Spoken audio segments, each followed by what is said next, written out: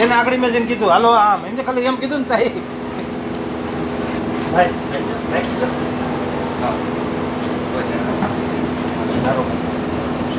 આને માથે મૂક ને આને માથે મૂક દે આ તો પેલા માથે મૂક દે બસ જીગાભાઈ બિહારવાનું કહી દઈ બધા નહીં પૂરા પડે નીકળી જાવ ને કાઢવા હું બધા નો પૂરા પડે એટલા ન પડે ચટણી શેમાં ઠંડો શું કહું છું હે ચટણી આ ઓલું આમે રહ્યું હા અહીંયા જુઓ ખાલી કરી નાખવાનું એમાં બધું કામ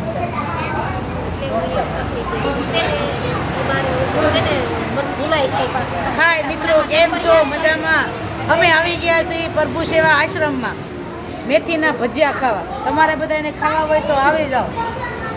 મેથીના ગોટાના ભજીયા ખાવા. પટ્ટી મરચાના ભજીયા છે. આ જો બેન કહે છે ગ્રુપમાં બધાય છે એટલે બધા આવવા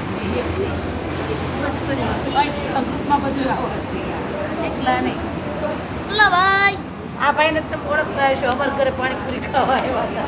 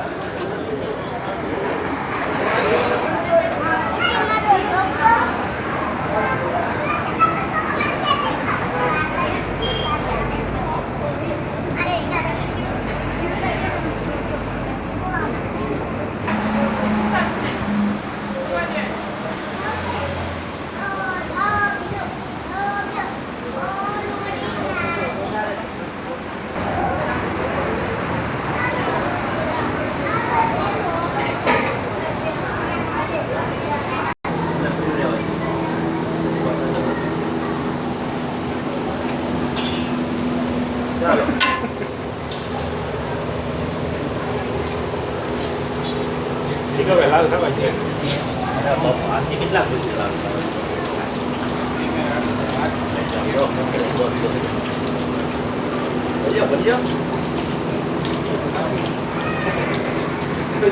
ફરી મિત્રો આજે ફરી વખત પ્રભુ સેવા આશ્રમ આવી ગયા છીએ અમે.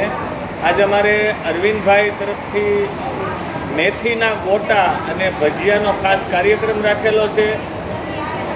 એમાં આને પાછા ભજીયા બહુ ભાવે એટલે 3 દી તો ખાધું નથી. 3 દીથી મને કે 3 દી પછી આપણે સંગીતાબેનના આશ્રમે ભજીયા ખાવા જવાનું છે. તો 3 દિવસથી ખાધા પીધા વગરની છે અને હમણાં ભજીયામાં તૂટી પડવાનું છે. કાંઈ વાંધો નહીં, હું તૂટી પડું તો તમે ધ્યાન રાખજો. બેઠું કરો. હે કેટલા દિવસથી હાસુ કે જે અહીંયા આશ્રમે આવવાનું હતું સંગીતાબેનના આશ્રમે, એટલે કેટલા દિવસ નથી ખાધું? ઘરે શાક રોટલા ખાઈને આવીશું.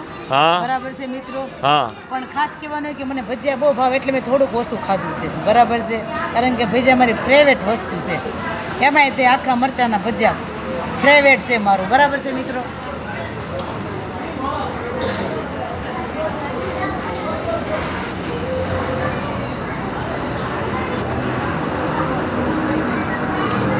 અહીંયા આશ્રમે મિત્રો આ રીતે બધા પ્રભુજી લોકો રહે છે અને અમને અવારનવાર અહીંયા રસોઈ આપવાની ઈચ્છા થઈ જાય છે એટલે આવીએ છીએ. પ્રભુજી સાથે મજા આવે છે એવું છે.